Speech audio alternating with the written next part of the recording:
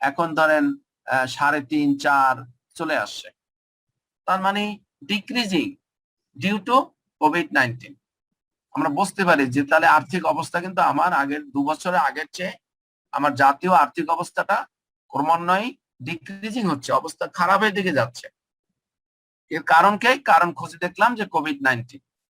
কারণ কোভিড-19 এর জন্য আমার ইম্পোর্ট এক্সপোর্ট হচ্ছে না, প্রোডাকশন ঠিক মতন হচ্ছে না, মানুষ লকডাউনে থাকতেছে, কাজ করতে পারতেছে না ঠিক মতন, মানুষ অসুস্থ হয়ে যাচ্ছে। বিভিন্ন কারণে আমার জেনারেশন যেমনি কমে যাচ্ছে, আমার সেলসও কমে যাচ্ছে, ডিমান্ডও কমে যাচ্ছে, মানুষের আয়ের ক্ষমতাও কমে যাচ্ছে। ঠিক তদ্রুপ একটা প্রতিষ্ঠানেরও আমি যদি তুলনা করি, একটা কোনো গার্মেন্টস ফ্যাক্টরিতে যদি আমি তার ফিনান্সিয়াল অবস্থা তুলনা করি, দেখব যে 2 বছর আগে তার যে সেল, তার চেয়ে এই বছরে সেল অনেক কমে গেছে। কারণ সে হয়তো এক্সপোর্ট করতে পারেনি, কারণ তার হয়তো ডিমান্ড ছিল না, অথবা তার শ্রমিকরা কাজ করতে পারেনি, অসুস্থ ছিল, প্রোডাকশন হয়নি, বিভিন্ন কারণ হতে পারে। তখন আমরা কারণ খুঁজে দেখবো যে কি কারণে ডিক্রিজ হয়েছে। তো তাই আমরা এই যে তুলনা করি, এটাকে বলেই আমি রেশিও অ্যানালাইসিস। এই রেশিও অ্যানালাইসিস মোটামুটি আমরা বহু রকমের রেশিও অ্যানালাইসিস আছে, হাজারো রকমের রেশিও অ্যানালাইসিস আছে, কিন্তু আমরা মোটামুটি এখন এই 5 রকমের রেশিও অ্যানালাইসিস শিখবো, যেটা শিখলে আমাদের এই স্টেজে যদি কোনো রেশিও অ্যানালাইসিস অঙ্ক আসে আমরা সেটা করতে পারবো। এর বেশি আর এই স্টেজে আমাদের প্রয়োজন হবে না। অনেক সময় একই অ্যানালাইসিস বা একই রেশিওর একাধিক নাম থাকে।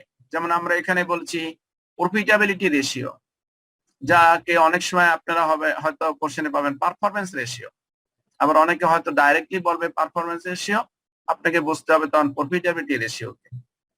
সেরকমের বলতে পারে লিকুইডিটি রেশিও, অথবা বলতে পারে সলভেন্সি রেশিও, বলতে পারে এফিসিয়েন্সি রেশিও, বলতে পারে ইউজ অফ অ্যাসেট, অনেক সময় বলে গিয়ারিং রেশিও, বলতে পারে capital structure ratio, security ratio, অনেক সময় ইনভেস্টরস রেশিও বলে। আমরা মোটামুটি এই 5 রকমের রেশিও শিখব আমাদের এই স্টেজে। তো প্রথমেই হলো আমার প্রফিটেবিলিটি রেশিও। এটা নামই পরিচয়, বোঝাই যাচ্ছে যে প্রফিটেবিলিটি রেশিও হলো প্রফিট নিয়ে যে রেশিও গুলো আমরা করব সেইগুলা কি বলা হয় প্রফিটেবিলিটি রেশিও। প্রফিট সংক্রান্ত বিষয়ে যে রেশিও গুলো আমরা অ্যানালিসিস করব সেইগুলাই প্রফিটেবিলিটি রেশিও। তার প্রথমটাই হলো আমরা করি গ্রস মার্জিন রেশিও।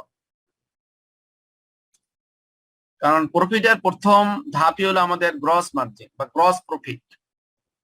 আর গ্রস প্রফিটকে যদি আমরা অ্যানালাইজ করতে পারি তাহলে হবে কি, পরবর্তী পর্যায়ে আমাদের যে অন্যান্য যে খরচগুলো আছে, অপারেটিং এক্সপেন্ডিচার আছে, অপারেটিং আমার ওখানে কিছু আদার ইনকামও থাকতে পারে, সেগুলো সম্পর্কে তখন আমরা বুঝতে পারি যে এই গ্রস প্রফিটের অবস্থা দেখে পরবর্তী পর্যায়ে আমাদের লাভ হবে না লস হবে, প্রতিষ্ঠান কিভাবে চলবে, সেগুলো আমরা অ্যানালাইজ করতে পারি।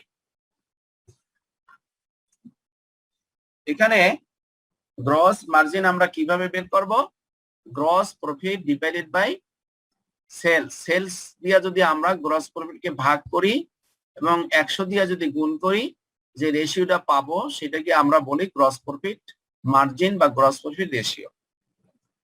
এখন যদি কোনো আমরা এখন 2021-এ আছি, যদি মনে করি যে আমার 21-এ গ্রস মার্জিন রেশিও হলো 20%, অর্থাৎ 100 টাকা যদি আমি সেল করি তাহলে 20 টাকা হলো আমার গ্রস মার্জিন। 20% মানে হলো 100 টাকা সেল করলে 20 টাকা গ্রস মার্জিন। তা আমার যদি 20-এ যদি থাকে 18% বা 18%, তাহলে আমি বুঝবো যে এই বছরে আমার 2% যেহেতু বৃদ্ধি পেয়েছে, তার মানে হলো আমার গ্রস মার্জিন বের করার আগের যে খরচগুলা, দ্যাট মিনস আগের খরচ কি, গ্রস মার্জিনের আগে খরচটা কি বলতে পারেন?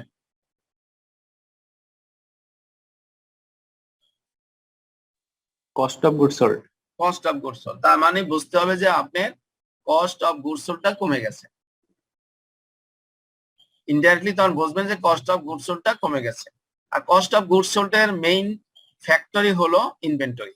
তাহলে বুঝতে হবে যে ইনভেন্টরির দামটা মনে হয় কমে গেছে। এইরকমের অ্যানালাইসিস আমরা করতে পারি।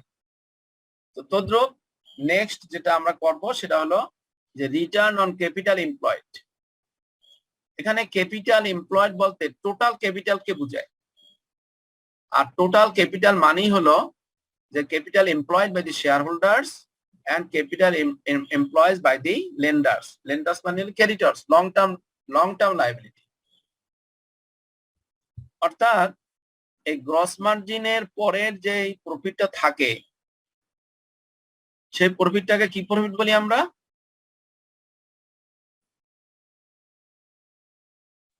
গ্রস মার্জিনের পরে যে প্রফিটটা থাকে সেই প্রফিটটাকে আমরা কি প্রফিট বলি?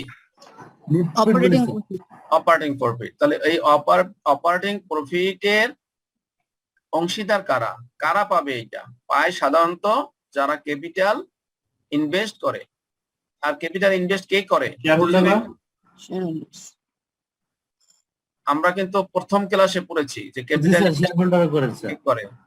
এক নম্বর হলো শেয়ার হোল্ডার্সরা করে, আর দুই নম্বর হলো ক্রেডিটরসরা করে। যারা টাকা লোন দেয় তারা করে। তাদের টাকা খাটিয়ে আমি ব্যবসা করি। সো দ্যাট এই দুজনের টা যোগ করলে যেটা হবে সেটাকে বলা হয় ক্যাপিটাল এমপ্লয়েড। এখানে কিন্তু টোটাল ক্যাপিটাল। আমরা এখানে একটা অ্যাভারেজ শব্দ ইউজ করেছি। অ্যাভারেজ মিনস যে আপনার এই বছরের প্রথমে কি ক্যাপিটাল ছিল এবং বছরের শেষে যে ক্যাপিটাল থাকে এই দুটা যোগ করে যদি আমরা 2 দিয়ে ভাগ করি সেটাকে বলা হয় অ্যাভারেজ।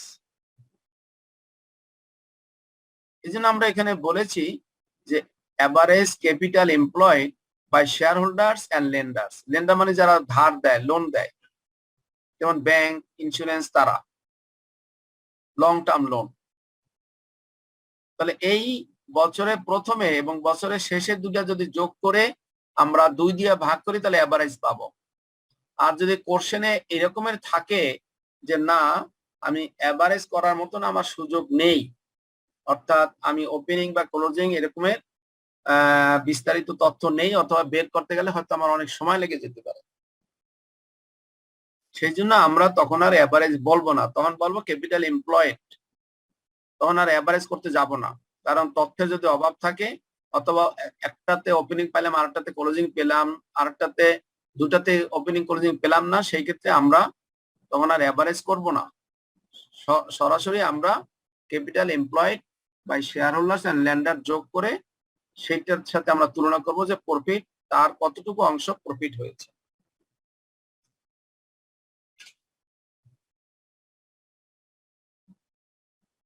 তাহলে এখানে পার্সেন্টেজটা যত বেশি হবে ততই আমার এই শেয়ার হোল্ডার্সরা এবং লেন্ডার্সরা ইনভেস্ট করতে উৎসাহিত হবে, তাই না? এখানে যদি দেখা যায় যে রিটার্ন অন ক্যাপিটাল এখানে যদি ধরেন 10% হইলো গত বছর আর এই বছর যদি 15% হয় তখন শেয়ার হোল্ডাররা খুব উৎসাহিত হবে। তখন ভাববে যে না ব্যবসা গ্রোয়িং, ইনক্রিজিং, সো দ্যাট এখানে ইনভেস্ট করা রিস্ক ফ্রি হবে। সেই ক্ষেত্রে লেন্ডারও আপনাকে টাকা দেবে আর শেয়ার হোল্ডারও তারা ইনভেস্ট করবে। আর যদি এটা ডিক্রিজিং হয় তখন তারা তাদের ইনভেস্টমেন্টটা উইথড্র করবে বা লেন্ডাররা ভবিষ্যতে লোন দিতে চাবে না। আপনি শুধু রেশিও অ্যানালাইসিস করলে কিন্তু হবে না, আপনাকে কিন্তু কমান্ড করতে হবে, কারণ ওখানে কিন্তু আসবে যে কোশ্চেনে আসবে যে আপনি রেশিও অ্যানালাইসিস করে গিভ ইউর কমেন্টস, আপনি কমেন্টস দেন এটা কি ভালো না মন্দ না কি অবস্থানটা কি। তো কাজে আপনাকে কমান্ড লিখতে হবে, আর আপনি কমান্ড তখনই লিখতে পারবেন যখন রেশিওটা সম্পর্কে আপনার আইডিয়া হবে। এরপরে আমরা বলছি রিটার্ন অন ইকুইটি। এখানে কিন্তু ইকুইটি বলতে এই যে রিটার্ন অন ইকুইটি, এই ইকুইটি বলতে কিন্তু এখানে আমরা শুধুমাত্র শেয়ার হোল্ডার্স ইকুইটি বলি বা ওনার্স ইকুইটিটাকে বোঝাচ্ছি। তার মানে যখন বলবে রিটার্ন অন ক্যাপিটাল তখন ভাববেন টোটালটা, যখন বলবে রিটার্ন অন ইকুইটি তখন ভাববেন শেয়ার হোল্ডারের অংশটুকু। এই পার্থক্য আর কিছুই না, এখানে নেট প্রফিট আর এখানে operating profit.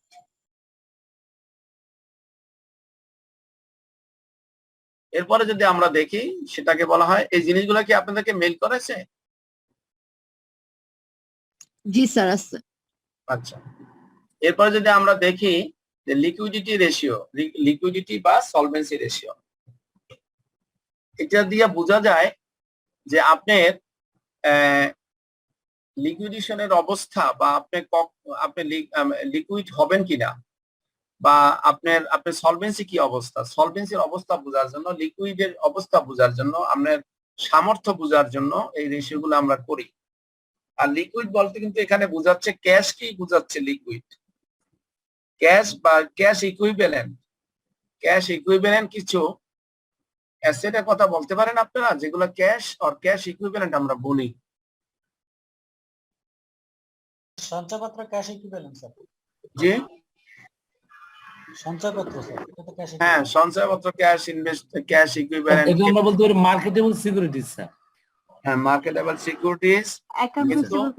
Cash in bank. আমাদের ব্যালেন্স শিটে সাধারণত কি ধরনের আইটেম থাকে? ক্যাশ এন্ড ক্যাশ ইকুইভ্যালেন্টে আমরা ব্যালেন্স শিটে আমরা কি ধরনের আইটেম দেখি?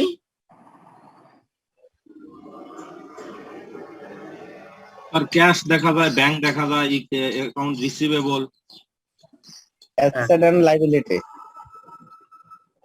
আমরা ক্যাশ এন্ড ক্যাশ ইকুইভ্যালেন্ট মানে ক্যাশ অথবা ক্যাশের মতো যে সম্পত্তিগুলো আছে সেগুলোকে আমরা নরমালি বলি যে আপনার liquid cash in hand and cash at bank and accounts receivable. Accounts receivable অর্থাৎ মানুষের কাছে আমরা যেটা পাই।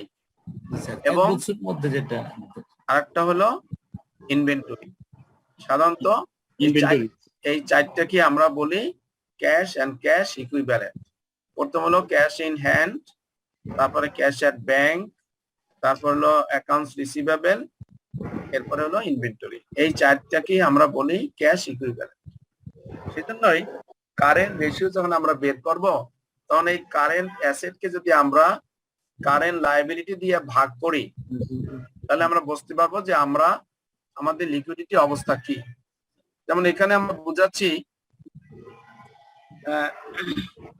যেমন কারেন্ট রেশিওকে অনেক সময় কোশ্চেনে বলে working capital ratio. Are working capital মানেই হলো current asset minus current liability, সেটাকে আমরা বলি ওয়ার্কিং ক্যাপিটাল। এই জন্য এখানে অনেক সময় অনেক কোশ্চেনে পাবেন ওয়ার্কিং ক্যাপিটাল রেশিও, তার মানে কারেন্ট রেশিও কি বলে। তাহলে আমরা কি করছি, কারেন্ট অ্যাসেট কে ভাগ করব কারেন্ট লায়াবিলিটি। আমার যে কারেন্ট অ্যাসেট আছে সেই কারেন্ট অ্যাসেট আমরা এতক্ষণ বলেছি চারটা। এক নম্বর হলো cash at bank, cash in hand বা ক্যাশ অ্যাট ব্যাংক এবং অ্যাকাউন্টস রিসিভেবল, আর একটা হলো ইনভেন্টরি। এই চারটাকে বলা হয় কারেন্ট অ্যাসেট। এইটার বিনিময়ে কারেন্ট লায়াবিলিটি কতটুকু আছে সেটা আমরা তুলনা করি। কারেন্ট লায়াবিলিটি হলো যে লায়াবিলিটি আমাকে উইদিন 1 ইয়ার, 1 বছরের মধ্যে পরিশোধ করতে হবে। আর 1 বছরের মধ্যে পরিশোধ করার মতন যে অ্যাসেট আমার কাছে থাকে সেটাকে বলে কারেন্ট অ্যাসেট, যেটা আমরা এতক্ষণ বলেছি। তাহলে 1 বছরের যে লায়াবিলিটি সেটাকে পরিশোধ করার মতন 1 বছরে কি অ্যাসেট আছে, এই দুটাকে আমরা তুলনা করি, সেটাকে আমরা বলি কারেন্ট রেশিও।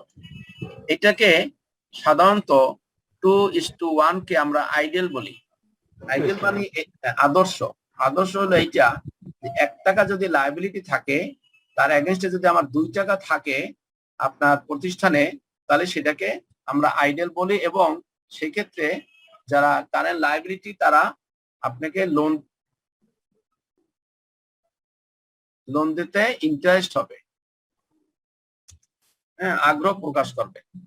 2:1 অর্থাৎ 1 টাকা যদি লায়াবিলিটি থাকে তার এগেইনস্টে 2 টাকা যদি আপনার অ্যাসেট থাকে কারেন্ট অ্যাসেট, সেটাকে আমরা বলি আইডিয়াল। আর যদি এরকমের হয় যে 4:1, তাহলে এটা কি ভালো না মন্দ বলেন তো? ভালো। খুব ভালো। খুব ভালো। সবাই একমত? জি স্যার। এই যে খুব ভালো বললেন, তার মানে হলো আপনি 0 পেয়ে গেলেন। সেটা হচ্ছে স্ট্যান্ডার্ড মান, মানে স্ট্যান্ডার্ড ধরা হবে তখন 2:1 থাকে। স্ট্যান্ডার্ড যেহেতু 2:1, কাজেই যখন 4 হইলো তার মানে হলো আপনি আরো 2 টাকা বেশি রেখে দিচ্ছেন। আপনার লাইবিলিটি আছে 1 টাকা, 1 টাকার জন্য আপনার 4 টাকা রাখার তো দরকার নাই। এই যে 2 টাকা এক্সট্রা রেখেছেন এটা আপনার লস, সেই জন্য এটা ভালো না। 4:1 রেশিওটা ভালো না। তখন কমান্ড করব যে এখানে ক্যাশটা আইডিয়াল হিসাবে প্রতিষ্ঠানে পড়ে আছে, সেটা ইউজ করতেছে না, so that it is not good. আপনারা কিন্তু এক বাকি সবাই বলছেন এটা তো আরো ভালো। আরো Yes, ভালো sir. তো দরকার নেই আমার। আমি 1 টাকা লোন করছি, তার বিনিময়ে আমার 2 টাকা যদি রেখে দিই, দ্যাট ইজ এনাফ। আমি যদি বাকিটা 3 invest টাকা রাখি করতে বা হবে। 4 টাকা রাখি, আচ্ছা, তার বুঝতে মানে পেরেছি। হলো যে আমি ক্যাপিটালটা, আমি ক্যাশটা ইউজ করতে পারতেছি না, অযথা আমার প্রতিষ্ঠানে ক্যাশটা বসে আছে, ওয়ার্কিং ক্যাপিটাল আমার বেশি হয়ে যাচ্ছে। সেই জন্য এটা ভালো না, এটা খারাপ। এইভাবে কমান্ড করতে হবে। স্যার আমার একটা স্যার মানে জানার বিষয় স্যার, সেটা হচ্ছে যে আমার যদি 2 টাকা ক্যাশ থাকে, আমি যদি 1 টাকা লোন করি, আমার তো স্যার লোন করার তো প্রয়োজন হয় না স্যার। 1 টাকা তো তার মানে ওই 1 টাকা তো আবার বসেই থাকলো। হ্যাঁ, লোন করা তো প্রয়োজন হয় না, কিন্তু অনেক সময় যখন আপনি লোন করছিলেন হ্যাঁ, তখন তো আপনার ক্যাশ ছিল না। এখন আপনার পজিশন ভালো হয়েছে, এখন আপনার ক্যাশ আছে, সেল করার পরে এখন 2 টাকা হাতে আছে, আচ্ছা সেই জন্য এটাকে বলে আইডেল। এবং আপনার যে 2 টাকা তো পুরোটাই আপনার ক্যাশ না, এর মধ্যে তো অ্যাকাউন্টস রিসিভার আছে, ইনভেন্টরি আছে, তাই না? জি স্যার। পুরোটা তো আর 100% ক্যাশ না। কিন্তু 1 টাকা যেটা আনছিলেন আপনি, লাইবিলিটি লোন ধার করছিলেন, সে দেখলো যে আমার 1 টাকার বিনিময়ে ক্যাশ নাই, ক্যাশ ধরেন 0, কিন্তু ওয়ার্কিং মানে অ্যাকাউন্টস রিসিভেবল এন্ড ইনভেন্টরি আছে, কাজে সে আশা করতে পারে যে আমার বিনিময়ে যেহেতু 2 টাকা আছে, ওগুলা সে আদায় করে আমাকে দিতে পারবে। হ্যাঁ, জি সেই জন্যই 2:1। আপনি যেটা ভেবেছেন যে আমার তো 2 টাকা আছে, আমি কেন 1 টাকা ধার করলাম, আপনার 2 টাকা নাই, আপনি 2 টাকার সমতুল্য কারেন্ট অ্যাসেট আছে। আচ্ছা এটা স্যার। হ্যাঁ, যেমন ইনভেন্টরি আছে, স্টোরে মাল আছে, মানুষের কাছে পাবেন। ব্যবসা করতে গেলে তো মানুষকে ধার জি দিতে হবে, মানে বাকিতে বিক্রি করতে হবে, আর আপনিও বাকিতে কিনবেন, এইটাই নিয়ম। এখানে দেখা যায় ক্যাশ ইন হ্যান্ড বা ক্যাশ এট ব্যাংক নাও থাকতে পারে। ওকে, আমরা এবার যাব কুইক রেশিওতে। কুইক রেশিও হলো যে এই এতক্ষণ যেটা বললাম যে কারেন্ট অ্যাসেট, সেখান থেকে আমরা ইনভেন্টরিটাকে যদি মাইনাস করি, তাহলে সেটাকে আমরা বলি কুইক অ্যাসেট। কুইক অ্যাসেট বলতে বোঝায় that asset which converted to cash within a short time, খুব অল্প সময় যাদেরকে আমরা ক্যাশে কনভার্ট করতে পারবো, সেই ধরনের অ্যাসেটকে আমরা বলি কুইক অ্যাসেট। আর সেটা হলো কোনটা? কারেন্ট অ্যাসেট থেকে যদি আমরা ইনভেন্টরিটা বাদ দিই, তাহলে আর বাকি কে থাকে বলতে পারেন? জি স্যার।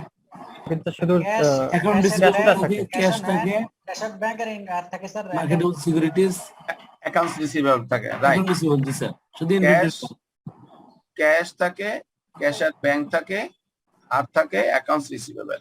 কাজে এইগুলা অ্যাকাউন্টস রিসিভেবল কাছ থেকে যত তাড়াতাড়ি টাকা আদায় করা যায়, তার থেকে কঠিন হলো ইনভেন্টরি। কারণ ইনভেন্টরি আপনি বিক্রি করবেন, তারপর টাকা আদায় হবে, বিক্রি হতেও পারে, নাও হতে পারে। তো কাজেই তার চেয়েও বেশি কুইক হলো মানুষের কাছে যখন টাকা পাবেন, সেটা আপনি তার কাছ থেকে রিকোয়েস্ট করে তাড়াতাড়ি টাকা আদায় করতে পারেন। 2 টাকা 10 টাকা পান, হয়তো বলতে পারেন ভাই আমাকে 5টা টাকা দাও তাড়াতাড়ি, কিন্তু ইনভেন্টরি আপনি অত তাড়াতাড়ি সেল নাও করতে পারেন, আর সেল করতে গেলে অনেক ফর্মালিটিসও মেনটেন করতে হয়। সেই জন্য আমরা কুইক অ্যাসেট বলতে সাধারণত ইনভেন্টরিকে মাইনাস করি।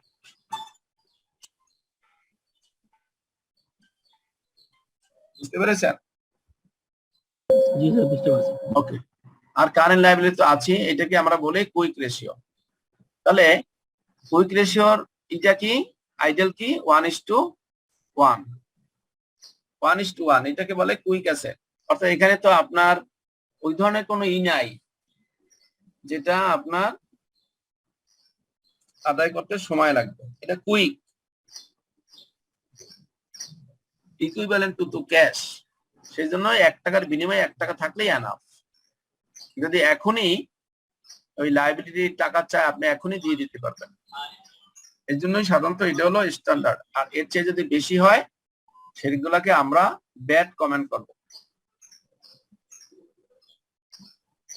এগুলো খেয়াল রাখবেন। যে এই রেশিও হলো স্ট্যান্ডার্ড, এই রেশিও হলো স্ট্যান্ডার্ড, এর চেয়ে যদি বেশি হয় সেটা ব্যাড, এর চেয়ে যদি বেশি হয় সেটা ব্যাড।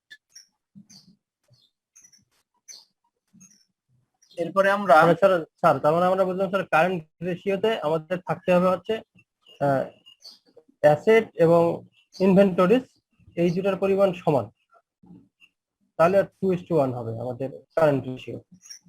জি কি বললেন? আমি বলতে চাচ্ছিলাম যে স্যার আমাদের কারেন্ট রেশিওতে কারেন্ট অ্যাসেট যেটা, কারেন্ট রেশিওতে কারেন্ট অ্যাসেট আর হচ্ছে ইনভেন্টরি এই দুইটা সমান হতে হবে। কারেন্ট রেশিওতে? জি জি কারেন্ট রেশিওতে। আবার কি বলেন আপনি, এত কি পড়াইলে আমার কি বলেন? না স্যার আমি স্যার কুইক রেশিও বলছি স্যার, মানে ভুলে কারেন্ট বলছি স্যার, কুইক রেশিওর কথা বলছেন। না কুইক রেশিওতে current asset minus inventory divided by current liability. Sir উপরে যেটা স্যার কারেন্ট রেশিও, তাহলে স্যার ওখানে স্ট্যান্ডার্ড হচ্ছে 2:1, এখানে হচ্ছে 1:1। হ্যাঁ তো কুইক রেশিওর কথা যেটা ভাবতেছি স্যার আমরা, যেটা হচ্ছে কারেন্ট অ্যাসেটের থাকবে সেটা হচ্ছে হচ্ছে হচ্ছে যতটা কারেন্ট অ্যাসেট থাকবে ততটা ইনভেন্টরি থাকবে, সেটার কথা বলতে। না না ভুল বলতেছেন, যতটা কারেন্ট অ্যাসেট থাকবে ততটা ইনভেন্টরি থাকবে, তো জিরো হয়ে গেল। তো ওখানে তো কারেন্ট লাইবিলিটি এগেইনস্টে কিছুই থাকতেছে না। কারেন্ট অ্যাসেট মনে করেন আপনি যেটা বলেন যে যতটা কারেন্ট অ্যাসেট থাকবে ততটা ইনভেন্টরি, কারেন্ট অ্যাসেট মনে করেন 100 টাকা আছে, ইনভেন্টরি ধরেন 100 টাকা আছে, আমার বুঝতে ভুল হয়েছে স্যার। তা তো জিরো হয়ে গেল, তাহলে জি, জি। কারেন্ট লাইবিলিটি এগেইনস্টে তো আমরা 0 টাকা আছে। আমরা বলছি কারেন্ট অ্যাসেট হলো cash in hand, cash at bank, accounts receivable and inventory, 4টা আইটেম আছে। ওখান থেকে যদি আমরা একটা আইটেম বাদ দেই, শুধু ইনভেন্টরি, বাকি থাকবে 3টা আইটেম। সেটা হলো cash in hand, cash at bank, accounts receivable. এই 3টা কে আমরা বলি কুইক অ্যাসেট। সেজন্যই কুইক রেশিও যখন বের করি, এই quick asset divided by current liability, ওখানে আমরা বলছি যে 1 টাকার বিনিময়ে 1 টাকা থাকলেই এনাফ, এর চেয়ে যদি বেশি থাকে সেটাকে আমরা ব্যাড বলি। ক্লিয়ার নাকি না? Clear sir. স্যার একটা কোশ্চেন ছিল স্যার। বলুন। স্যার আমরা তো জানলাম যে স্যার স্ট্যান্ডার্ড 2:1 আর একটা হচ্ছে 1:1 স্যার। এখন 4:2:1 যেটা, সেটা যদি 4:1 হয় তাহলে সেটা ব্যাড। কিন্তু এমনও হতে পারে স্যার যে ওখানে 3:1 হলো বা 2:1 এর জায়গায় 2:1.5 হলো স্যার।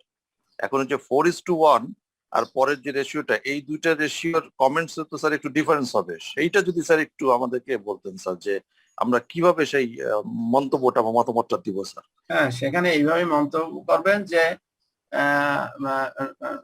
ওই যে 2.5 যদি হয়ে যায় বা 3 যদি হয়ে যায়, বলবেন যে নট সো গুড, তত ভালো না, কিন্তু এটার স্ট্যান্ডার্ড যেহেতু 2:1, কোম্পানির উচিত হবে তার কিছু ক্যাশ ইনভেস্টমেন্ট করা এবং 2:1 এ থাকা। একদম ব্যাড বলার দরকার নাই, নট সো গুড এইভাবে বলবেন। Thank you sir. Not so good বলে যে যেহেতু স্ট্যান্ডার্ড এইটা, কাজেই দেখা যাচ্ছে যে এখানে কারেন্ট অ্যাসেট ইনভলভমেন্ট বেশি আছে, কারেন্ট অ্যাসেট আইডেল বেশি আছে, কাজে এগুলাকে কোম্পানির উচিত হবে ওয়ার্কিং ক্যাপিটালে খাটানো। Thank you sir. আর যদি থাকে যে হচ্ছে 1:2, তখন কি লিখবো স্যার? কারেন্ট রেশিও 1:2, জি জি। তখন বলবেন যে এটা রিস্কি হয়ে যাবে এদের ক্ষেত্রে, ওই যারা লায়াবিলিটি তাদের জন্য একটা রিস্ক হয়ে যাচ্ছে, কারণ এখানে 2 টাকার বিনিময়ে 1 টাকা আছে, কাজেই এটা কোম্পানির জন্য মঙ্গলজনক নয়, কারণ যারা ইনভেস্ট করবে লায়াবিলিটি তাদের কাছ থেকে ভবিষ্যতে লোন পাওয়া সম্ভাবনা ক্ষীণ, তারা লোন দিবে না, লোন পাওয়া যাবে না, কাজেই এবং তাদের যাদের বর্তমানে লায়াবিলিটি আছে তারা রিস্ক বিয়ার করবে, মানে রিস্কে থাকবে। সেই জন্যই কোম্পানির উচিত হবে যে এই রেশিওটাকে স্ট্যান্ডার্ডে নিয়ে আসা। স্যার এক্সপেন্সেস এর প্রিপেমেন্ট গুলো কি আসবে না এখানে কারেন্ট অ্যাসেটে? যে এক্সপেন্সের প্রিপেমেন্ট গুলো যে আছে, অ্যাডভান্স গুলো, এগুলো কি আসবে না কারেন্ট অ্যাসেটে? না, মানে কারেন্ট অ্যাসেট হিসাবে জি আসবে, কারেন্ট স্যার, অ্যাসেট তাহলে তো এগুলো বাদ দিতে হবে না কুইক রেশিও করার সময়? স্যার asset কারেন্ট অ্যাসেট হেডে যত ফিগার আসবে সব এখানে আসবে। আমরা বলছি যে আমরা যে কথাগুলো আলোচনা করছি এগুলো হলো নরমাল, আর আপনি যেমন দুই একটা আইটেম বলছেন এগুলো হলো অ্যাবনরমাল। এগুলা দেখবেন যে 10টা ব্যালেন্স শিট দেখলে দেখবেন যে একটাতে আছে বা দুইটাতে আছে। আর আমি যেগুলা বলছি এটা 100টা যদি আপনি ব্যালেন্স শিট দেখেন 100টাতেই পাবেন। কাজে আমরা যখন কথা বলি তখন কমন কথা বলি যেগুলা অ্যাভেলেবেল থাকে সেগুলা। দুই একটা কিন্তু অ্যাবনরমাল সবসময় থাকে, কথা বুঝতে পারছেন? অ্যাবনরমাল নিয়ে তো এত আইটেম নিয়ে তো কথা বলা সম্ভব হয় না, যেগুলো কমন থাকে সেগুলো নিয়ে আমরা আলোচনা করি। আর এখানে তো আমি বলেছি যে কারেন্ট অ্যাসেট থেকে মাইনাস হবে শুধু ইনভেন্টরি। আপনি যত আইটেম আছে সব যোগ করে সেখান থেকে শুধু ইনভেন্টরিটা মাইনাস করবেন।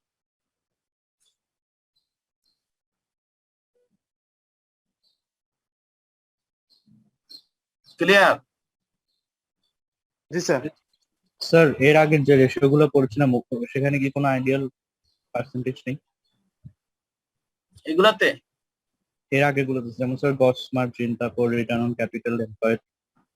হ্যাঁ, এগুলোতে আইডিয়াল না, এগুলো হলো পার্সেন্টেজ। এগুলো তো আপনি বুঝবেন যে আপনার এখন এই বছর আপনার প্রফিট হয়েছে 20%, আগামী বছর হচ্ছে 25%। আপনি তো এমনি বুঝতেছেন যে ভালো না মন্দ কমান করা যাচ্ছে, কিন্তু এগুলার আইডিয়াল হইলো এতটুকুই যে কস্ট অফ ক্যাপিটাল চেয়ে একটু বেশি থাকতেই ভালো।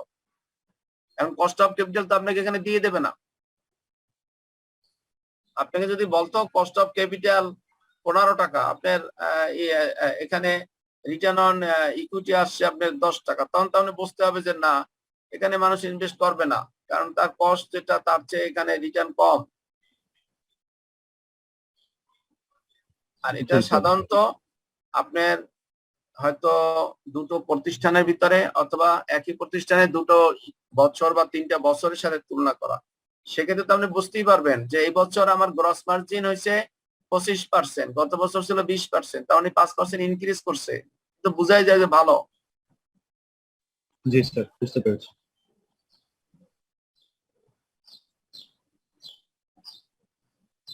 দেন ইফিসিয়েন্সি রেশিও।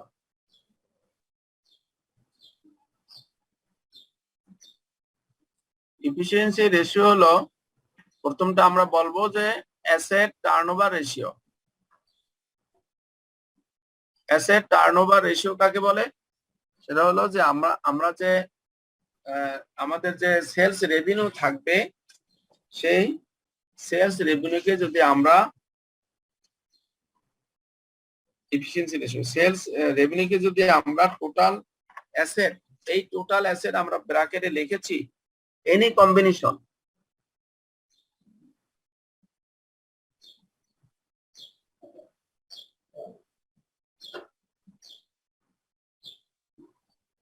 আসতেছে না কেন মাঝখানে লেখাটা?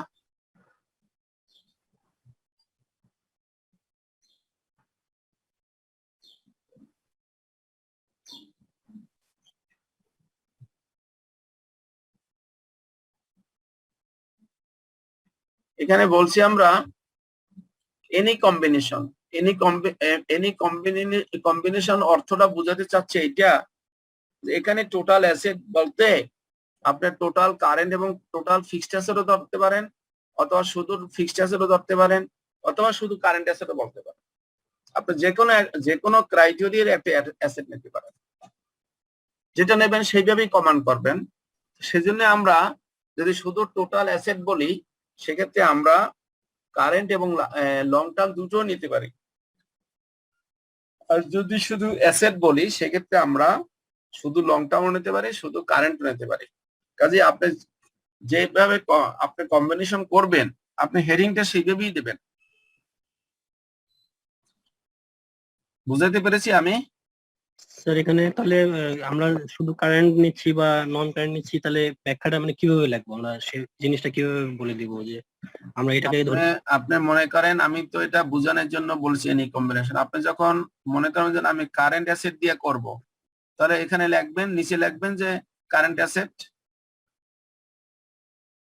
আচ্ছা, যদি আপনি মনে করেন যে না আমি লং টার্ম অ্যাসেট দিয়ে করব, তখন নিচে লিখবেন লং টার্ম অ্যাসেট বা ফিক্সড অ্যাসেট। স্যার বুঝতে আপনি পারছি যদি মনে করেন যে না আমি দুইটা দিয়ে করব, তাহলে আপনি লিখবেন টোটাল অ্যাসেট। আমি বুঝতে পারছি স্যার। সেটাই সেই জন্য আমি ব্র্যাকেট দিছি যে এনি কম্বিনেশনে আমি করতে পারেন, কোনো সমস্যা নাই। তাহলে আপনি সেই ক্ষেত্রে বলবেন যে আমার যদি এতটুকু কারেন্ট অ্যাসেট হয়, কারেন্ট অ্যাসেটের তুলনায় আমার সেলস রেভিনিউ এত, মানে সেলস রেভিনিউর এত অংশ আমার কারেন্ট অ্যাসেট, এটা তুলনা করার জন্য। ঠিক তদ্রুপ আমরা যদি লং টার্ম অ্যাসেট নেন বা ফিক্সড অ্যাসেট নেন, সেক্ষেত্রে ওইভাবে কমেন্ট করবেন। টোটাল অ্যাসেট নিলে টোটাল অ্যাসেট দিয়ে এগেইনস্টে কমেন্ট করবেন যে রেভিনিউর এত অংশ টোটাল অ্যাসেট। বুঝতে পারছেন কি বলছি? স্যার এর দ্বারা আসলে বোঝা যাবে কি স্যার? হ্যাঁ, এটা দ্বারা বোঝা যাবে যে অ্যাসেটের সাথে রেভিনিউর একটা সম্পর্ক বোঝানোর জন্য।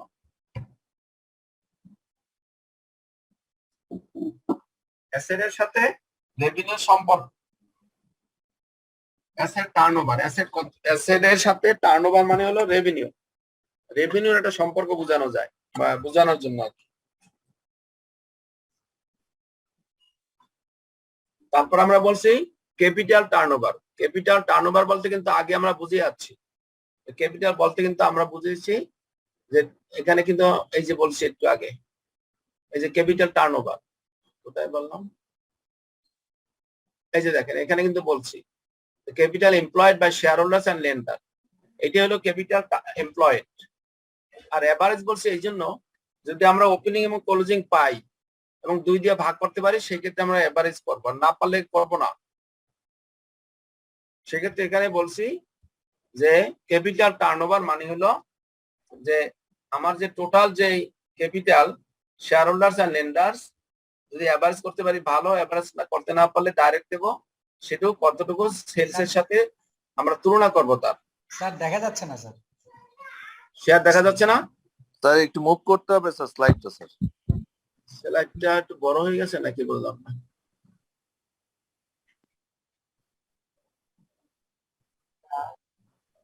এখন দেখা যায়? যাচ্ছে না স্যার?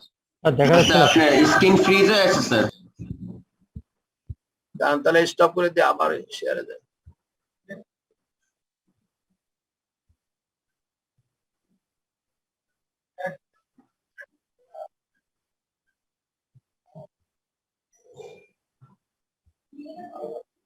এখন দেখা যায়? হ্যাঁ স্যার দেখা যাচ্ছে।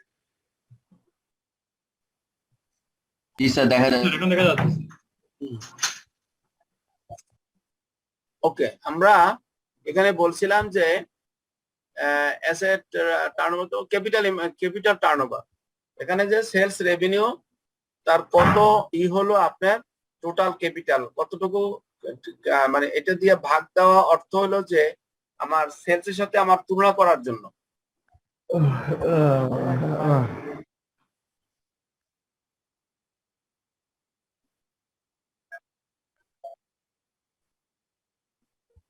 এটা আসতেছে না কেন? মার্জিনের মধ্যে পড়ে গেছে। স্যার আপনি মার্জিনের মার্জিনের মধ্যে মধ্যে পড়ে শো গেছে। করবে স্যার। হ্যাঁ, যাক এটা হলো নন কারেন্ট অ্যাসেট টার্নওভার। এটা একটু যদি দেখা না যায় একটু সবাই দেখে নেন তাহলে।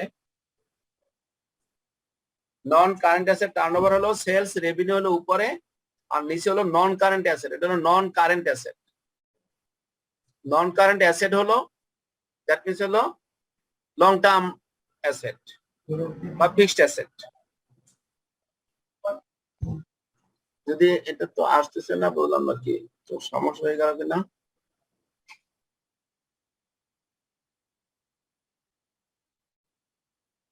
তাও তো আসতেছে না। স্যার বাম দিকে রুলেটটা নামাই দেন। দেখেন তো এখন দেখা যায়, এখন দেখেন তো দেখা যায়? ওটা ফুটারের মার্জিনের আচ্ছা। ভিতরে পড়ে গেছে। দেখা যাচ্ছে নাকি না? যাচ্ছে না হ্যাঁ স্যার দেখা যাচ্ছে। স্যার, স্ক্রিনে একদম বাম দিকে রুলেটটা নামাই দিলে হয়তো। দাঁড়ান আবার যাই।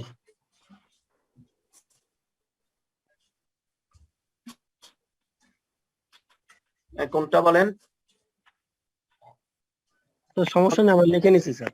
আচ্ছা ওকে, বাম দিকে, একদম বাম দিকে রুলারটা নামাই দিলে হবে, একদম স্ক্রিনের একদম বাম দিকে সাদা আর কালো একটা রুলার দেখা যাচ্ছে, ওইটা নিচে নামাই দিলে হবে।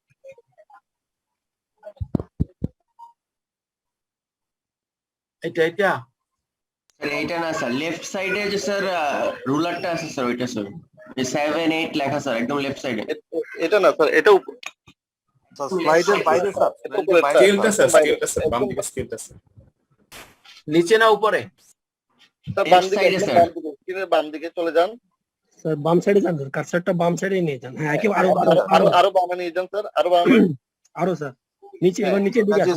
একটু নিচে আসেন, এই যে এখানে, হ্যাঁ এখানে একটু, হ্যাঁ আর একটু উপরে উঠুন স্যার, সামান্য সাদা আর কালোর মাঝামাঝি নিয়ে যান। হ্যাঁ, এই যে একটা অ্যাঙ্কর পয়েন্ট আছে, ওইটা আরেকটু ধরে টান না, দিতে হ্যাঁ হবে।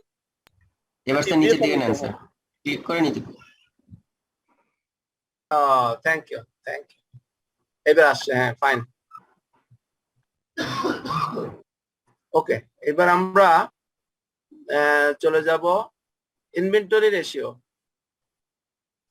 শোনেন, এটা কিন্তু আমরা আগে যেগুলো আলোচনা করছি সেগুলো কিন্তু একটার ভিতর আবার অনেকগুলো। যেমন এখানে কিন্তু এফিসিয়েন্সি রেশিও। এখন আপনাদের কোশ্চেনে যদি আসে এফিসিয়েন্সি রেশিও আর মার্ক যদি দেখেন যে 3 মার্ক বা 4 মার্ক, তাহলে যে কোনো একটা করবেন, এখান থেকে 3টে করার দরকার নেই। হয় অ্যাসেট টার্নওভার করবেন বা ক্যাপিটাল টার্নওভার করবেন, নন যে কোনো একটা করবেন। আবার এখানেও কিন্তু দেখেন এর মধ্যে 3টে আছে, আবার এখানে বি এর মধ্যেও অনেকগুলো আছে, এ বি সি ডি, মানে 4 রকমের কিন্তু করা যায়। সো দ্যাট আপনারা কিন্তু সব রেশিও করার প্রয়োজন হবে না, এটা মার্ক বুঝে আপনারা সিদ্ধান্ত নেবেন, বা তথ্য যেগুলো অ্যাভেলেবেল আপনারা করতে করতে তখন বুঝতে পারবেন, তথ্য যেগুলো অ্যাভেলেবেল সেগুলো সেই অনুপাতে তখন করবেন। আমরা শেখার জন্য সবগুলাই শিখতেছি, কিন্তু করার সময় আমরা কোশ্চেনের মার্ক দেখে সিদ্ধান্ত নেব। এখানে বি নম্বরে আমরা বলেছি যে inventory turnover ratio. Inventory turnover ratio হলো টার্নওভার মানে হলো সেলস এর সাথে। তাহলে এখানে ইনভেন্টরি টার্নওভার, ইনভেন্টরি কতবার টার্ন করবে, তাহলে ইনভেন্টরি রিলেটেড হলো সেলস এর যে কস্ট অফ গুডস সোল্ড সেটার সাথে রিলেটেড। সেজন্য আমরা কস্ট অফ সেলস দিয়ে আমরা অ্যাভারেজ ইনভেন্টরির সাথে তুলনা করি। তাহলে কস্ট অফ সেলস যা হবে সেটাকে যদি আমরা অ্যাভারেজ ইনভেন্টরি দিয়ে ভাগ করি, তাহলে আমরা পাবো কতবার অ্যাভারেজ ইনভেন্টরি সে টার্ন করবে বা মুভ করতে পারবে, সেটা আমরা বোঝাতে চাচ্ছি এখানে। এটা আপনার যত হবে টাইমস, এটা যেটা হবে কি সেটা কিন্তু টাইমস হবে।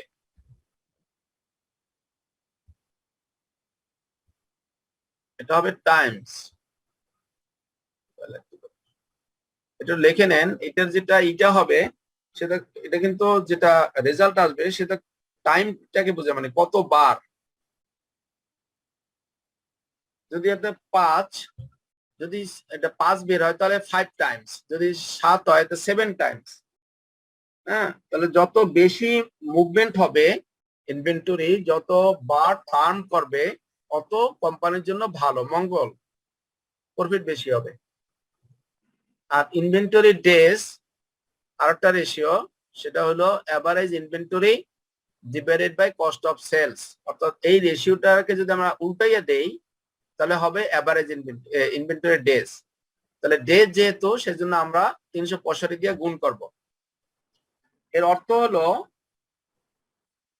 যে 365 দিনের ভিতরে আপনার এই বিক্রি করার আগে 1 বছরে কতবার সে এটা মুভ করে সেটা বোঝানোর জন্য আমরা ইনভেন্টরি ডেজ কে বোঝাচ্ছি। That an average an item is in inventories before it is sold. এটা বিক্রির আগে তার অ্যাভারেজ ইনভেন্টরিটা কতবার সে, কতদিন সে স্টে করে সেটা বোঝানোর জন্য আমরা এই রেশিওটা করি। আর অ্যাভারেজ আমরা তো অ্যাভারেজ মানে হলো যে opening inventory plus closing inventory divided by 2 সেটাকে বলা হয় অ্যাভারেজ ইনভেন্টরি। যদি আমি ওপেনিং বা ক্লোজিং না পাই তাহলে শুধুমাত্র আমি যেটা পাবো সেটা দিয়েই করব। যদি ক্লোজিং পাই ক্লোজিং দিয়ে করব, ওপেনিং পাই ওপেনিং দিয়ে করব। আর যদি দুইটাই পাই তাহলে আমরা দুইটা যোগ করে 2 দিয়ে গুণ ভাগ করব, এভারেজ হয়ে যাবে। মনে রাখবেন, যদি পাশাপাশি 2 বছরের কম্পেয়ার আসে, অনেক সময় 1 বছরের ওপেনিং পাওয়া যাবে, আর 1 বছর ওপেনিং অনেক সময় থাকেও না, বা 1 বছরে একটা ক্লোজিং পাওয়া যাবে, আর 1 বছরে পাওয়া যাবে না। সেটা একটু আগে দেখে নেবেন। যদি 2 বছরেরই আপনি এভারেজ করতে পারেন তাহলে 2 বছরে এভারেজ করবেন। আর যদি 2 বছরে এভারেজ দেখেন 1 বছরে করতে পারতেছেন আর 1 বছরে পারতেছেন না, সেক্ষেত্রে কিন্তু আর হবে না। সেক্ষেত্রে শুধু একটাই, যে কোনো একটা বেস ধরবেন, এভারেজ আর করবেন না।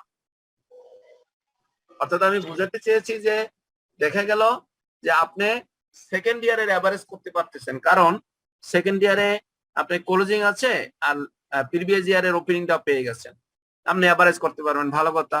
কিন্তু আপনি ফার্স্ট ইয়ারে যখন এভারেজ করতে যাবেন দেখবেন আপনি ওপেনিং পাচ্ছেন না, শুধু ক্লোজিংটা আছে। সেক্ষেত্রে তখন আর আপনি 2 বছরে যখন তুলনা করবেন তখন আর এভারেজ নেবেন না, কারণ একটা বছরে এভারেজ আপনি করতে পারতেছেন না, তাহলে আপনার রেজাল্টটা ভালো আসবে না। এক্ষেত্রে কি দুইটার ক্লোজিং নিয়ে কাজ করবো তাহলে স্যার? স্যার এক্ষেত্রে কি দুইটারই আমরা ক্লোজিংটাকে বেস ধরবো স্যার? না না, আমি ক্লোজিং বলি নাই, বলছি কি যে মনে করেন আপনি 20 আর 21 2 বছরে একটা তুলনা করার জন্য একটা অঙ্ক আসছে। এখন 21 এর যে ব্যালেন্স শিট আছে সেখানে ধরেন আপনার 20 এর ব্যালেন্স শিটের আপনার ক্লোজিং ফিগারটা 21 এর ওপেনিং, তাই না? 20 এর যে ক্লোজিং ইনভেন্টরি সেটাই তো 21 এর ওপেনিং নাকি? জি স্যার। হ্যাঁ, তাহলে আপনি হয়তো 21 এর ওপেনিং পাইলেন, আবার 21 এর ক্লোজিংটাও পেলেন, কিন্তু 20 এর ওপেনিং ধরেন দেয়া নাই ওখানে, তাহলে তো আপনি 20 এর ইনভেন্টরিটাকে এভারেজ করতে পারতেছেন না। না স্যার। যখন আপনি 1 বছর এভারেজ করতে পারবেন আর 1 বছরেরটা এভারেজ করতে পারবেন না, তখন আপনি 2 বছরের এভারেজ বাদ দিয়া যে কোনো একটা ধরবেন, ক্লোজিং ইনভেন্টরি তখন ধরবেন 2 বছরের। সেটাই বলছিলাম স্যার।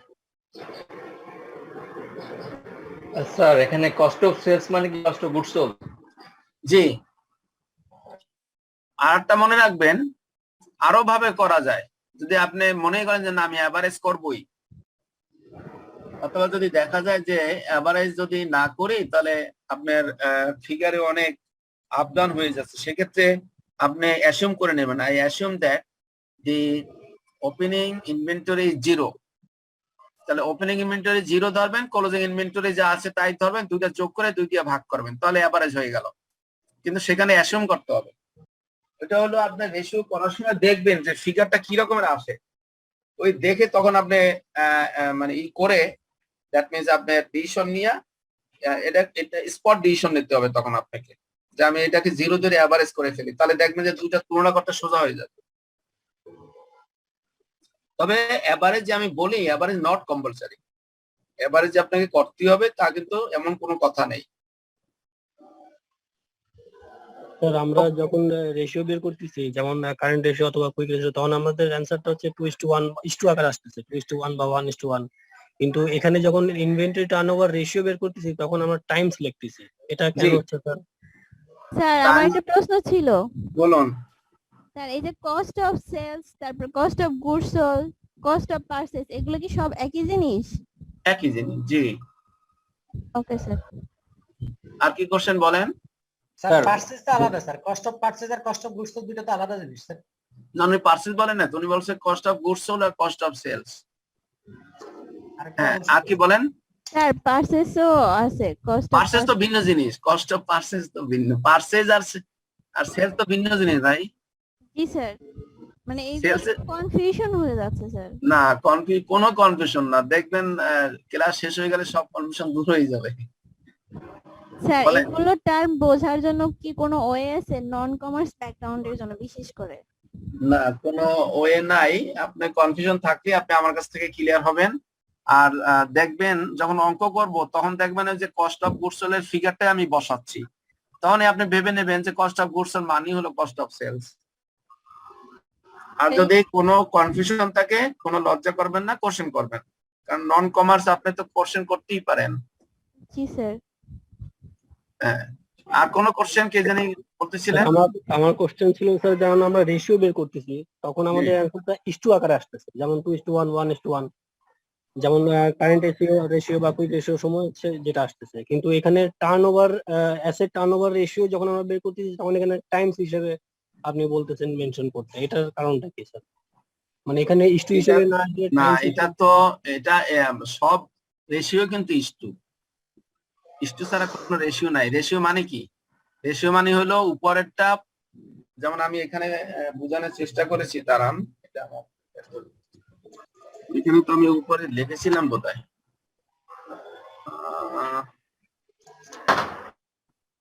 রেশিও মানে হচ্ছে ইস্টু, কিন্তু স্যার যে অ্যাসেট হ্যাঁ, রেশিও টার্নওভার মানে হলো ইস্টু, কারণ এখানে লেখা ছিল, এটা মানে ডিলিট হয়ে গেল নাকি? রেশিও মানেই হলো ইস্টু। হ্যাঁ, এই যে দেখেন এখানে আমরা ইস্টু আরো দেখাবো সামনে। এই যে মনে করেন এইটাই, এই যে আমরা কিন্তু উপরে লিখি কারেন্ট অ্যাসেট, নিচে লিখছি কারেন্ট লায়াবিলিটি, একটা রেশিও, তাই না? আমরা যদি ইস্টুতে যাই তাহলে কারেন্ট অ্যাসেট কিন্তু আগে হবে, এই যে current asset is to current liability আমরা নিচে দেখিয়েছি, যেটা কিন্তু ইস্টু আকারেও দেখা যায়, current asset is to current liability. তাহলে রেশিওটা হবে এরকম 2:1। আর তা না হলে আমরা যদি এইভাবে করি তাহলে উপরে 2 থাকবে আর নিচে 1, আর নিচের 1 তো সাধারণত আমরা লিখি না, তাহলে শুধু এটা রেজাল্ট 2 থাকে। সেই জন্যই বুঝানোর সুবিধার্থে, দেখার সৌন্দর্যের খাতিরে আমরা তখন 2:1 এইভাবে লিখি। আপনি যদি 2:1 না লেখে শুধু এইটা যদি মনে করেন যে এটা 2:1 মানে কি, লাইবিলিটি 1 টাকা, অ্যাসেট 2 টাকা, তাহলে এখানে লাইবিলিটি যদি 100 টাকা থাকে আর কারেন্ট অ্যাসেট 200 টাকা থাকে, 100 দিয়ে 200 কে ভাগ করলে রেজাল্ট হয় 2, তাহলে আমি এখানে কিন্তু সমান সমান 2 লিখতে পারতাম। এই 2 লেখাটা বোঝানোর জন্য খুব কঠিন হয়ে যায়, সেই জন্য আমি ইস্টু দিয়ে এখানে করেছি, বুঝতে সুবিধা হয়, আর কিছু না। অ্যাসেট টার্নওভার রেশিও যখন আমরা বের করব তখন কি স্যার, যদি কেউ ধরেন 6 টাইমস বা 7 টাইমস জায়গা যদি কেউ ইস্টু আকারে লাগে তাহলে কি ভুল হবে? কারণ এটাও একটা ratio sir, asset turnover ratio যেটা বের করতেছি। হ্যাঁ, অ্যাসেট টার্নওভার যেটা রেশিও, সেটা তো এটা আপনি যখন ই করবেন, দ্যাট মিনস বের করবেন, তাহলে তো বোঝাই যাবে যে হচ্ছে এইটার সেলস আমরা কি করতাম, তাহলে সেলস রেভিনিউটা আগে লিখতাম, ইস্টু লিখতাম ক্যাপিটাল এমপ্লয়, তাই না? তাহলে ক্যাপিটাল এমপ্লয় যদি 1 টাকা হয় তার বিনিময়ে সেলস রেভিনিউ কতটুকু, সেটাই তো বোঝানো হতো। এখন যদি এটা রেজাল্ট যদি আসে, মনে করেন অ্যাসেট টার্নওভার রেশিও এখানে ধরেন 5 আসলো, তাহলে এর অর্থ কি 5:1? এর অর্থ হলো 5:1, তাই না? আমরা এটাকে ইস্টু দিয়ে দেখাই না, এটাকে শুধু 5 লিখলেই বোঝা যায় যে 5 টাইমস, সেই জন্য আর ওইভাবে লিখি না। আমরা এক এক রেশিও এক এক ভাবে আমরা প্রকাশ করি, ঠিক আছে। কিন্তু সবগুলাই কিন্তু ইস্টু, রেশিও মানেই হলো ইস্টু। ওকে, আমরা কোন পর্যন্ত আসছিলাম? একটা কোয়েশ্চেন ছিল স্যার। বলুন। স্যার হচ্ছে যারা যেসব প্রতিষ্ঠান হচ্ছে ম্যানুফ্যাকচারিং, ওইসব প্রতিষ্ঠান কি কস্ট অফ সেল ইউজ করে, আর হচ্ছে যারা মার্চেন্ডাইজিং তারা কি হচ্ছে কস্ট অফ গুডস ইউজ করে? এমন কোনো নেই, আপনার কমন ভাবে এভাবে বলা যায় না। হ্যাঁ, মানে সিমার বইতে স্যার দেখলাম হচ্ছে কস্ট অফ সেলস মানে ওরা হচ্ছে ব্যাগারে লিখছে হচ্ছে ম্যানুফ্যাকচারিং রিলেটেড কস্ট, এরকম লিখছে। ওই মানে এগুলা একদম কমনলি ভাবে বলা মুশকিল। Cost of sales, cost of goods এর দুইটাই সেম টার্মই আমরা ইউজ করি, তবে আপনি এক্সেন্সে ওইভাবে যদি করে নেন করতে পারেন, অসুবিধা নেই। যদি মনে করেন যে না, আমি কস্ট অফ গুডস এর মানে হলো আমার মার্চেন্ডাইজিং, আর ওটা হলো ম্যানুফ্যাকচারিং, করতে পারেন, অসুবিধা নেই। জি স্যার, থ্যাংক ইউ। আমরা কোন পর্যন্ত আসছিলাম? ইনভেন্টরি ডেজ গেছে না? তাহলে receivable collection period. Receivable collection period এর অর্থ হলো যে আপনার টোটাল যে রিসিভেবল আছে, এখানে রিসিভেবল বলতে কিন্তু আপনার অ্যাকাউন্টস রিসিভেবল কে বোঝাচ্ছে। তাহলে অ্যাকাউন্টস রিসিভেবল যা আছে সেই total receivable divided by revenue from credit sales. এটা বলতেছি এই জন্য, কেন বলতেছি রেভিনিউ ফ্রম ক্রেডিট সেলস, এখানে কিন্তু ক্যাশ সেলসটা আসবে না। কারণ কি বলতে পারেন কেউ? আমরা কাজ করতে রিসিভেবল ক্যাশ তো পেয়ে গেলাম স্যার, আমাদের ক্যাশ তো রিসিভেবল কোনো প্রশ্ন নাই স্যার। হ্যাঁ, রাইট, ক্যাশের সাথে তো আর রিসিভেবল কোনো কোশ্চেন নাই, সেজন্য আমরা হ্যাঁ এখানে যদি এরকম লিখতাম যে একটু যদি নাও লিখতাম, মনে করেন এই যে receivable from receivable from credit sales, এই কথাটা না লিখে শুধু যদি সেলস লিখতাম তাহলেও কিন্তু হতো। তাহলে আপনাকে বুঝে নিতে হইতো যে সেলস মানে হলো মানে এটা ক্রেডিট সেল তো কম, যেহেতু রিসিভেবল আসছে তাহলে ক্রেডিট সেলস। রাইট। কাজে আপনি যদি শুধু লেখেন, উপরে যদি লেখেন যে traded receivable divided by sales, তাতেও কিন্তু হবে।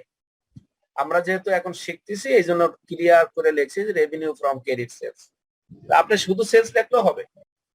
তার মানে যিনি খাতা দেখবেন তিনি বুঝবেন যে আপনি জানেন যে এই আবার যখন অঙ্ক করবেন তখন তো সেলসটা মানে দেখেই নেবেন যে ওটা ক্রেডিট সেলস কিনা। আর ওখানে যদি ক্যাশ সেলস থাকে অবশ্যই আপনি সেটা মাইনাস করবেন।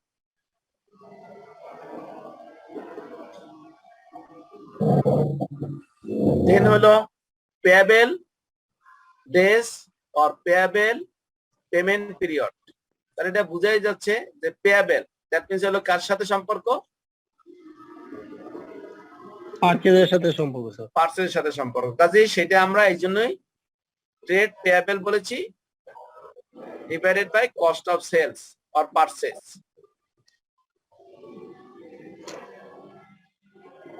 ইনটু 365, যেহেতু পিরিয়ড বা ডেজ, সেজন্য আমরা 365 দিয়ে গুণ করেছি।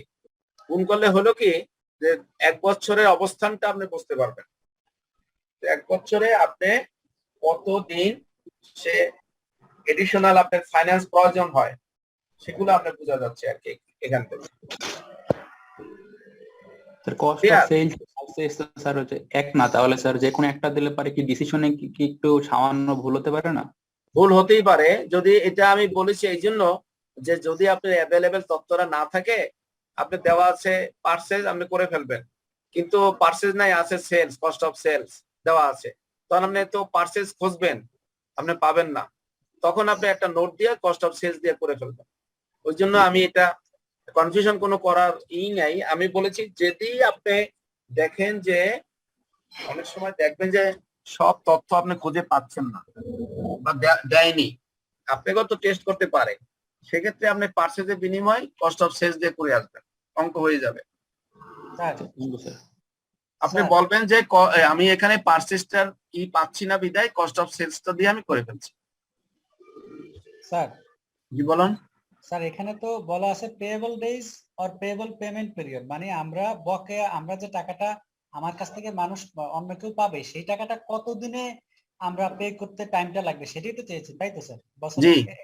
আচ্ছা এডিশনাল ক্যাপিটালের কথা কেন বললেন স্যার তাহলে এখানে? স্যার এডিশনাল ক্যাপিটাল বলছিলেন যে আমাদের এখানে এডিশনাল টাকা ক্যাপিটাল প্রয়োজন হতে পারে, এই জাতীয় একটা কথা বলছিলেন আর কি, সেজন্য বলছিলাম। এটার ক্ষেত্রে তো বলিনি, ওইটা বলছি মনে হয় ইনভেন্টরি ক্ষেত্রে বলছি মনে হয়।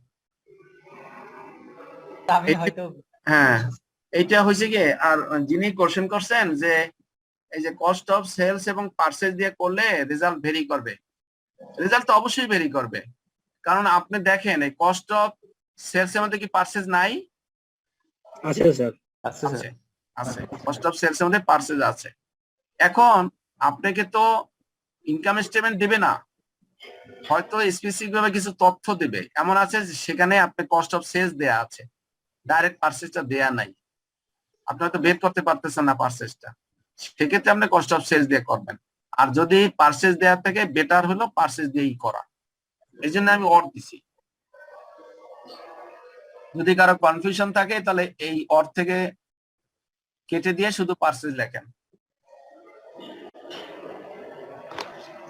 স্যার এখানে এই যে ট্রেড পেয়েবলটা স্যার কিভাবে করব?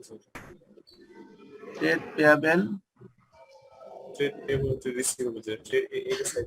ও ট্রেড পেয়েবল হলো এই যে আপনার পেয়েবল মানে কি, আপনি দিবেন তাই না, কাকে দেন? যার কাছ থেকে প্রোডাক্ট কিনছে তাকে দেব। হ্যাঁ, এখন ওখানে অনেক সময় আমরা পারচেজ করলে অনেক সময় আমরা অ্যাকাউন্টস পেয়েবল বলি, আমরা ট্রেড পেয়েবল বলি, আমরা শুধু পেয়েবল বলি, আমরা ক্রেডিটরস বলি, বিভিন্ন ল্যাঙ্গুয়েজ ইউজ করে, কিন্তু আপনি দেখবেন যে which is related to purchase সেই ফিগারটাই আনবেন। আর ট্রেড বলছি, ট্রেড পেয়েবল বলছি এই জন্যই যে এখানে ট্রেড বলতে আমি বুঝাচ্ছি যে পারচেজ করেছি, ট্রেডের সাথে যেটা রিলেটেড পেয়াবেল। পেয়াবেল কিন্তু অনেক রকমের হতে পারে, ট্রেড পেয়াবেল হতে পারে, শুধু পেয়াবেল হতে পারে, আদার্স পেয়াবেল হতে পারে, অনেক ধরনের পেয়াবেল থাকতে পারে, স্যালারি পেয়াবেল হতে পারে, ইনকাম ট্যাক্স পেয়াবেল হতে পারে, কত কিছুতে পেয়াবেল হতে পারে, কিন্তু সবগুলো তো আসবে না। ট্রেড পেয়েবলের মধ্যে স্যার নোট পেয়েবল এটা কি ইনক্লুডেড কিনা? না না না না, আমি তো আগেই বললাম যে পেয়াবেল তো, তাহলে স্যালারি পেয়াবেল আসবে এখানে? জি না, স্যালারি পেয়াবেল আসবে? না না, শুধু পার্সেন্টেজ আসবে স্যার।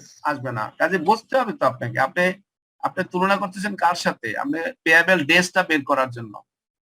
তাহলে পেয়াবেল ডেজ এখানে আমরা নরমাল হিসাবটাই হলো আমার ব্যবসা। এখন যদি বলেন যে ইন্স্যুরেন্স প্রিমিয়াম পেয়াবেল, স্যালারি পেয়াবেল, এগুলো তো পেয়াবেল, সেগুলো তো আমার থাকার কথা না। আমার নরমালি এখানে থাকার শুধু কথা ট্রেড বকেয়া পেয়াবেল। কেনাকাটাটা আসবে স্যার, বকেয়া কেনাকাটাটাই শুধু এখানে আসবে। বকেয়া এখানে ট্রেডের সাথে যে রিলেটেড সেগুলাই কি বোঝানো হচ্ছে, সেই জন্য ট্রেড পেয়াবেল বলেছি। আর তা নাহলে অ্যাকাউন্টস পেয়াবেলও থাকতে পারে। মানে স্যার অ্যাসেট বাকিতে কিনলে ওটা আসবে না স্যার? না না না না, না সাপ্লাইটা আসবে স্যার শুধু। অ্যাসেট যদি বাকিতে কেনেন সেটা কি পারচেজের সাথে জড়িত? এটা তো লায়াবিলিটিজ আর অ্যাসেট স্যার। না স্যার, ওটা স্যার সেটা কি কস্ট অফ সেলস সাথে জড়িত? জড়িত না না। স্যার, তাহলে কস্ট সেটাই অফ বলছিলাম স্যার। সেলস বা পারচেজ এর সাথে জড়িতই হলো ট্রেড পেয়াবেল। জি স্যার। আমরা তো তুলনা করব, আমরা তো যার সাথে যার রিলেশন তাকে দিয়েই তাকে তুলনা করব। এরপর হলো ক্যাপিটাল স্ট্রাকচার। ক্যাপিটাল স্ট্রাকচার হলো যে আমরা অনেক সময় বলবো গিয়ারিং রেশিও, অনেক সময় বলে লিভারেজ রেশিও। দুইটাই কিন্তু সেম জিনিস, কোশ্চেনে যে কোনো একটা আসতে পারে। সেটা হলো ডেপ্ট। ডেপ্ট মানে হলো, এখানে ডেট বলতে লং টার্ম ডেপ্টকে বোঝাচ্ছে, divided by total capital employed. এই টোটাল বলতে কিন্তু এখানে কিন্তু আবার শেয়ার হোল্ডার্স ক্যাপিটাল প্লাস এই ডেপ্টটাও আছে, এই ডেপ্টটাও আছে, এই ডেপ্টটাও কিন্তু এটার ভিতরে আছে। তাহলে শেয়ার হোল্ডার্স ক্যাপিটাল আর ডেপ্ট, এই দুটার সাথে ডেপ্টটা কতটুকু ইনটু 100। তার মানে এখানে যদি আমরা বলি যে যদি করি, তাহলে ডেট মানে হলো লং টার্ম লায়াবিলিটি, আর টোটাল ক্যাপিটাল মানে share holders equity plus লেন্ডার্স equity. 100 টাকার ভিতরে এই শুধু ডেপ্টটা কতটুকু, টোটাল ক্যাপিটালের মধ্যে শুধু ডেপ্টটা কতটুকু, এটা বোঝানোর জন্য এটা কি বলা হয় গিয়ারিং রেশিও বা লিভারেজ রেশিও।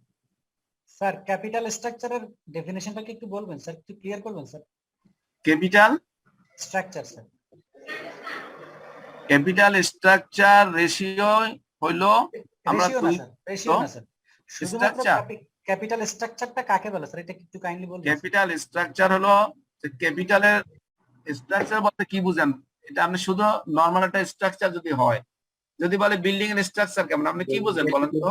তার মানে স্যার এখানে লং টার্ম শর্ট টার্ম যত ধরনের ক্যাপিটাল আছে সব ধরনের ক্যাপিটাল আসবে স্যার। হ্যাঁ, স্ট্রাকচারটা কি রকমের? আপনার ক্যাপিটালের ভিতরে স্ট্রাকচারটা কি? আপনার লং টার্ম কি আছে, আপনার শর্ট টার্ম কি আছে, আব্বা হ্যাঁ সেগুলো যে মানে টোটাল ক্যাপিটালের ভিতরে কার কতটুকু অংশ সেটা বোঝানোর জন্য আমরা বলি স্ট্রাকচার। জি স্যার। এখানে যে লেন্ডার্স ইকুইটি সাইড আমরা যদি বলি যে একটা এই বিল্ডিং এর স্ট্রাকচারটা খুব ভালো, এই কথাটা দিয়ে আপনি কি বোঝেন একটু বলেন তো আমাকে? মানে ওভারঅল সবই আর কি স্যার, ভিতরে দিয়ে হয়তো আমরা তো ইট বালি সিমেন্ট দেখতে পারি না, কিন্তু সিঁড়ি স্থাপনা আউটলুক না, আপনি তখন ভাববেন, ভাববেন যে এর পাইলিংটা সুন্দর আছে, এর পাইলিংটা খুব ভালো আছে, হ্যাঁ এর ভিতরে রডের সিটিংটা ভালো আছে, রডের মানটা ভালো আছে, তাই না? তারপরে আপনার বালু সিমেন্টের রেশিওটা ভালো আছে, এবং এই যে আপনার দেখা যাচ্ছে নরমাল ওই যে ভূমিকম্পেটা হবে না, স্ট্রাকচার এত মজবুত। তার মানে কিছু এলিমেন্ট গুলা কি কি আছে ক্যাপিটাল স্ট্রাকচার বলতো, যে ক্যাপিটালের মধ্যে কি কি আছে, শেয়ার হোল্ডার্স অংশ কতটুকু আছে, লং টার্মে কতটুকু আছে, শর্ট টার্মে কতটুকু আছে, সেইগুলাকে বোঝানোর জন্য আমরা স্ট্রাকচার বলি। স্যার এখানে ডেট বলতে কি সবসময় কি লং টার্ম ডেটই বোঝাবে, টোটাল ডেট কখন হবে না? না, লং টার্ম বোঝাবে। স্যার যে লেন্ডার সিকিউরিটি স্যার এরপরে আমরা debt equity ratio is a common ratio, এটা কিন্তু কম্পালসারি আসবেই। গিয়ারিং না আসলেও ডেট ইকুইটি রেশিও আসে, এবং আপনি যখন যে কোনো কোম্পানির ব্যালেন্স শিট দেখবেন যে ডেট ইকুইটি রেশিও দিয়ে দেয়। এটা আমরা স্টুডিয়া করছি, এটা কিন্তু আসলে এইরকমই হবে, উপরে ডেট নিচে ইকুইটি। কিন্তু আমি এটা স্টুডিও কেন দিচ্ছি এই জন্য যে আমি বুঝাতে চেয়েছি যে এটাও এইভাবে লেখা যায়, স্টুডিও লেখা যায়। তাহলে উপরে ডেট নিচে ইকুইটি, এটাকে আমরা বলি এইভাবে ডেট ইস টু ইকুইটি। অর্থাৎ এখানে যদি ডেপ্ট হয়, এখানে কিন্তু ইকুইটি বলতে শেয়ার হোল্ডার ইকুইটি, নট আপনার লেন্ডার ইকুইটি। ডেপ্ট ইকুইটি শুধুমাত্র ডেপ্ট এবং ইকুইটি রেশিও, আর এটা হলো গিয়ারিং রেশিও। এটার মধ্যে ক্যাপিটালের মধ্যে ডেপ্টটাও চলে আসে। This the difference. এখন আপনি যদি এই রেশিওটা দেখেন তাহলে আপনি বুঝতে পারবেন যে যদি ধরেন ডেপ্ট এখানে আছে 30 আর ইকুইটি এখানে আছে 70, তার মানে বুঝবেন যে 100 টাকার ভিতরে 30 টাকা হলো লোন আর 70 টাকা হলো মালিকের টাকা। কাজে ইটস এ গুড, মালিকের টাকা বেশি আছে। কিন্তু এমন যদি হয় যে ডেপ্টটা 70 আর ইকুইটি 30, টোটাল 100 টাকা, তাহলে বুঝবেন যে 100 টাকার মধ্যে 70 টাকা হলো লোন, তার মানে কোম্পানি যে কোনো সময় বসে যেতে পারে। ক্লিয়ার? এবং ডেপ্ট ইকুইটি রেশিও কিন্তু একটা কমন রেশিও, এটা কিন্তু প্রায় আসে পরীক্ষাতে। স্যার লেন্ডার সিকিউরিটিটা আরেকবার একটু বলবেন? কোনটা? Lender security. Lender security লেন্ডার্স equity মানে ওটা একটু ওই টার্মটা একটু বোঝায় বলবেন। ওই যে লং টার্ম লোনের কথা বলতেছে স্যার, নিচে এটা হ্যাঁ স্যার, হ্যাঁ স্যার। না ওইটা হচ্ছে share holder equity plus lender equity. হ্যাঁ, লেন্ডার ইকুইটিটা সম্পর্কে একটু জানতে চাচ্ছিলাম স্যার। সময় শেষ হয়ে গেছে স্যার। হ্যাঁ দাঁড়াও 1 মিনিট। লেন্ডার্স মানে হলো যাদের কাছ থেকে আপনি লোন নেন, লং টার্ম যারা লোন দেয় তাদেরকে লেন্ডার্স বলে। যেমন মানে ব্যাংক যদি আপনাকে 10 বছরের জন্য 1 কোটি টাকা দেয়, ওটাকে লেন্ডার্স বলে, বুঝছেন? মানে যেগুলো অল্প সময়ের হয় সেগুলো কারেন্ট লায়াবিলিটি হয়, আর যেগুলো অ্যামাউন্ট বড় হয় দীর্ঘদিনের জন্য হয় ওগুলোকে বলে লেন্ডার্স ইকুইটি। ক্লিয়ার? জি স্যার। এরপরে লাস্ট হলো সিকিউরিটি রেশিও বা ইনভেস্টরস রেশিও। এটাকে আমরা এইভাবে বলি, ইন্টারেস্ট কভারেজ রেশিও বলে অনেক সময়। Operating profit divided by interest payable on long term loan. এই লং টার্ম লোন মানে হলো যে লেন্ডার্স ইকুইটি। লেন্ডার্স ইকুইটির উপরে যে আমার ইন্টারেস্ট দিতে হয়, সেই ইন্টারেস্টটা প্রফিটের কতটুকু অংশ সেটা বোঝানোর জন্য আমরা ইন্টারেস্ট কভারেজ দিই, মানে ইন্টারেস্টটা কতবার কভার হবে সেটা বোঝানোর জন্য আমরা এটাকে বলি। যদি এটা 20 বার হয় তাহলে যারা লেন্ডার তারা খুব খুশি হয়, এটা যত বেশি হবে তাদের জন্য ভালো, যত কম হবে অত তারা রিস্ক মনে করে আর কি। তো আমরা সময় যেহেতু শেষ, 8 মিনিট ওভার হয়ে গেছে, আমরা ফর্মুলা গুলো আজকে শিখে নিলাম। নেক্সট ক্লাসে আমরা প্রবলেম সলভ করব। একই সময় কালকে দেখা হবে। সবাইকে অসংখ্য ধন্যবাদ।